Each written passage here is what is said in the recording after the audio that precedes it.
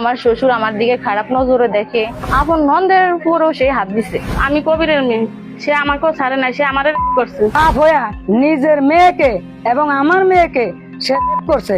ফুতের বউর সাথে হের আপন মারফেটের বোনের সাথে এই ঘটনাগুলা ঘটাইছে। সুপ্রিয় দর্শকবিন্দু, যেদিকেই তাকাই শুধু পরকীয়া আর পরকীয়া। দর্শকবিন্দু, এই ভিডিওটি যদি আপনি দেখতে পারেন অবশ্যই আপনি বুঝতে পারবেন। দর্শকবিন্দু, পরকীয়ার এই ভিডিওটি দেখতে থাকেন আর বুঝতে শুরু করেন। আর এমন নিত্য নতুন ভিডিও পেতে অবশ্যই আমার চ্যানেলটি সাবস্ক্রাইব করে দিবেন। আমার শ্বশুর আমার দিকে খারাপ নজরে দেখে, আপন নন্দের উপরও সে হাত দিছে। আমি কবিরের মেয়ে, সে আমাকেও ছাড়ে না, সে আমার করছে। বাপ হইয়া নিজের মেয়েকে এবং আমার মেয়েকে সে করছে। ফুতের বউর সাথে হের আপন মারফেটের বোনের সাথে এই ঘটনাগুলা ঘটাইছে। স্বামী সংসার নিয়ে বেশ ভালোভাবেই দিন কাটছিল এই গৃহবধূর। প্রায় 4 বছরের দাম্পত্য জীবনে সবকিছুই স্বাভাবিক ছিল বলে দাবি তার। কিন্তু সময়ের সঙ্গে সঙ্গে তিনি লক্ষ্য করতে শুরু করেন তার শ্বশুর কবিরের আচরণে অস্বাভাবিক পরিবর্তন। গৃহবধূর অভিযোগ, প্রথম দিকে বিভিন্ন ইঙ্গিতপূর্ণ কথাবার্তা এবং অস্বস্তিকর আচরণের মাধ্যমে তাকে বিরক্ত করতেন কবির। বিষয়টি এড়িয়ে যাবার চেষ্টা করলেও এক পর্যায়ে তিনি সরাসরি অনৈতিক প্রস্তাব দেন বলে অভিযোগ করেন এই গৃহবধূ। পরিবারের শান্তি এবং স্বামীর সম্মানের কথা ভেবে দীর্ঘদিন বিষয়টি চেপে রাখেন এই গৃহবধূ। কিন্তু পরিস্থিতি ধীরে ধীরে আরো ভয়ঙ্কর রূপ নিতে শুরু করে। আমার শ্বশুরের নাম কবির, তার ছেলের বউ আমি। আমাদের বিয়ের বয়স আজকে 4 বছর। এই 4 বছর থেকেই আমার শ্বশুর আমার দিকে খারাপ নজরে দেখে এবং কি খারাপ প্রস্তাব দিছে আমারে। সে এরকম হুমকি দিছে যে তার কামাই খাইতাছি, সে তার টাকা পয়সা আমাদেরকে খাওয়াইতাছে, তার কথা মতো চলতে হইব, নইলে সে আমার প্রতি যে কোনো মুহূর্তে হামলা করতে পারে, সেরকম হুমকিও দিছিল।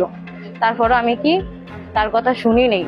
এই গৃহবধূর অভিযোগ, ঘটনার দিন রাত 11:30টার দিকে তার স্বামী বাড়ির বাইরে ছিলেন, শাশুড়িও ঘুমিয়ে পড়েছিলেন। আর ঠিক সেই সময়টাকেই সুযোগ হিসেবে নেন অভিযুক্ত কবির। তারপর আমার শ্বশুর, কালকে রাতের ঘটনা, আমার স্বামী কালকে তার বন্ধু বান্ধব নিয়ে একটা খেলা দেখতে গেছিল। তখন রাতের 11:30টা আমার শ্বশুর ঘরে এসে এবং কি এসে দেখে আমার শাশুড়ি ঘুমে। এই গৃহবধূর দাবি, গভীর রাতে তিনি তার কক্ষে প্রবেশ করেন। ঘুমন্ত অবস্থায় তার শরীরে স্পর্শ করার চেষ্টা করলে আচমকাই ঘুম ভেঙে যায় এই গৃহবধূর। ঘুম ভাঙার পর তিনি পরিস্থিতি বুঝতে পারেন এবং শ্বশুরকে বাধা দেওয়ার চেষ্টা করেন।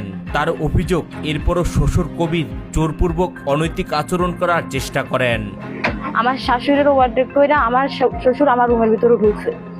ঢুকে আমার শ্বশুর আমার ঘুমের সই আমার সাথে জোর জঙ্গত করার বহুত চেষ্টা করছে এবং কি আমারে করছে। আমার শ্বশুর হাত থেকে বাঁচার জন্য আমি তার নাক পাশায় কামড় দিছি। কামড় দিয়ে তার ধাক্কা দিয়ে হালাই দিয়ে যখন উঠে আনছি, আমার শ্বশুর আমার হাত পাশায় ধইরা আমার গলার চেইন রেখে দিছে।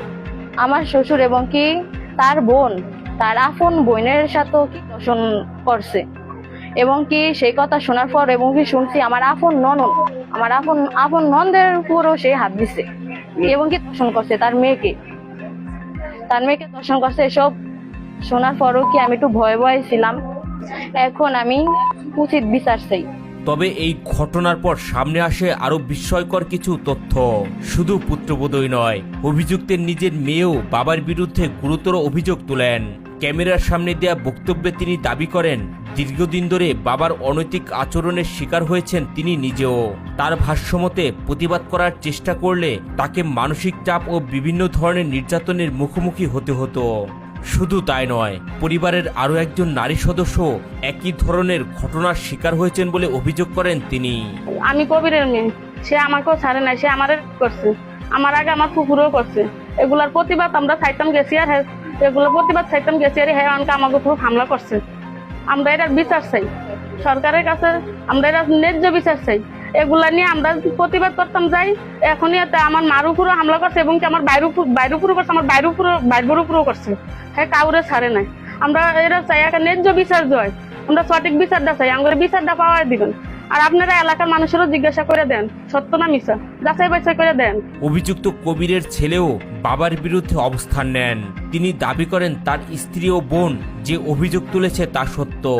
নিজের পরিবারের সদস্যদের প্রতি বাবার আচরণ নিয়ে দীর্ঘদিন ধরেই অসন্তুষ্ট ছিলেন বলে জানা